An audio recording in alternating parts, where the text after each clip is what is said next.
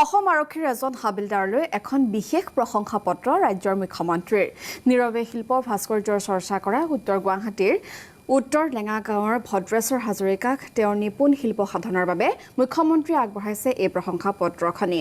প্ৰশংসা পত্ৰ লাভ কৰি আনন্দত আত্মহাৰা হাবিলদাৰ ভদ্ৰেশ্বৰ হাজৰিকাৰ লগতে তেওঁৰ পৰিয়ালবৰ্গ। কাঠৰ টুকুৰাক নিজৰ শিল্পী সত্তাৰে প্ৰাণৰ সঞ্চাৰ কৰা ভদ্ৰেশ্বৰ হাজৰিকাই মুখ্যমন্ত্ৰীৰ প্ৰশংসা পত্ৰ লাভ কৰাৰ পাছতে এতিয়া দুগুণ উৎসাহেৰে ব্যস্ত হৈ আছে শিল্প সাধনাত। অধিক জনাব এই সন্দৰ্ভত আমাৰ উত্তৰ গুৱাহাটীৰ সাংবাদিক দিগন্ত বৰদলৈয়ে। মুখ্যমন্ত্ৰী ডক্টৰ হিমন্ত বিশ্ব শৰ্মাৰ এখন পত্ৰই এগৰাকী শিল্পীৰ জীৱনলৈ এক আমূল পৰিৱৰ্তন পৰিলক্ষিত হৈছে। তেখেত আচলতে পেছাত অসম আৰক্ষীৰ এজন হাবিলদাৰ হয় আৰু তেখেতৰ ওপৰত আমি ইতিমধ্যে এক প্ৰতিবেদন প্ৰকাশ কৰিছিলোঁ আৰু তাৰ পিছতে সেই প্ৰতিবেদন প্ৰত্যক্ষ কৰি ডক্টৰ হিমন্ত বিশ্ব শৰ্মাই তেখেতলৈ এখন পত্ৰ আগবঢ়াইছে আৰু সেই পত্ৰখনে বিশেষ পত্ৰখনে এই শিল্পীগৰাকীৰ জীৱনলৈ এক পৰিৱৰ্তন আনিছে আৰু তেখেত যথেষ্ট উৎসাহিত হৈ পৰা পৰিলক্ষিত হৈছে। আৰু বৰ্তমান সময়ত মই শিল্পীগৰাকীৰ সৈতে আছোঁ, কেমেৰামেন গোপাল ঠাকুৰে দেখুৱাইছে আৰু প্ৰথমে মই সেই পত্ৰখন বিশেষ পত্ৰখন দেখাবলৈ যত্ন কৰিছোঁ। ডক্টৰ হিমন্ত বিশ্ব শৰ্মা মুখ্যমন্ত্ৰী ডক্টৰ হিমন্ত বিশ্ব শৰ্মাই এই পত্ৰখন তেখেতলৈ প্ৰেৰণ কৰিছে। তেখেত আচলতে অসম আৰক্ষীৰ এজন হাবিলদাৰ হয় আৰু তেখেত এগৰাকী চৰকাৰী কৰ্মচাৰী হোৱাৰ স্বত্তেও তেখেতে নীৰৱে শিল্প চৰ্চা কৰি আছিল দীৰ্ঘদিন ধৰি।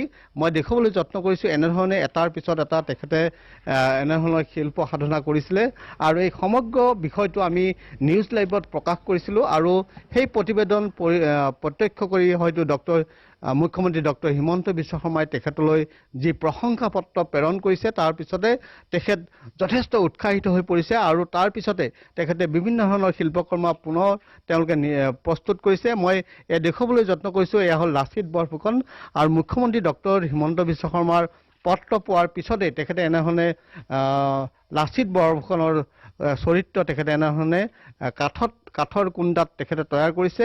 অসম বুৰঞ্জীৰ এটা অন্যতম শক্তিশালী চৰিত্ৰ হৈছে লাচিত বৰফুকন আৰু লাচিত বৰফুকনক এনেধৰণে প্ৰাণ দিয়াৰ চেষ্টা কৰিছে এইগৰাকী শিল্পীয়ে।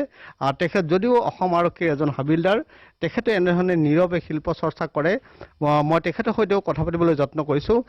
কি ক'ব, যিহেতু আপোনাৰ বিষয়ে আমি প্ৰতিবেদন প্ৰকাশ কৰিছিলোঁ তাৰপিছতে অসমৰ মুখ্যমন্ত্ৰী অসমৰ জনপ্ৰিয় মুখ্যমন্ত্ৰী ডক্টৰ হিমন্ত বিশ্ব শৰ্মাই আপোনালৈ প্ৰশংসা পত্ৰ প্ৰেৰণ কৰিছে, কেনেকুৱা লাগে মনটো?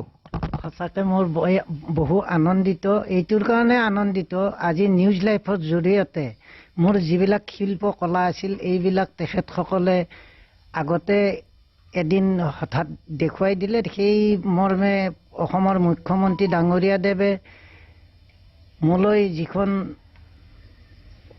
প্ৰশংসা পত্ৰ প্ৰেৰণ কৰিলে সঁচাকৈ মই বহুত আনন্দিত আৰু মোৰ ঘৰৰ পৰিয়ালো বহুত আনন্দিত। নিশ্চিতভাৱে এনেধৰণে এইগৰাকী শিল্পী আৰু তেখেতৰ পৰিয়ালবৰ্গ যথেষ্ট উৎসাহিত হৈ পৰা পৰিলক্ষিত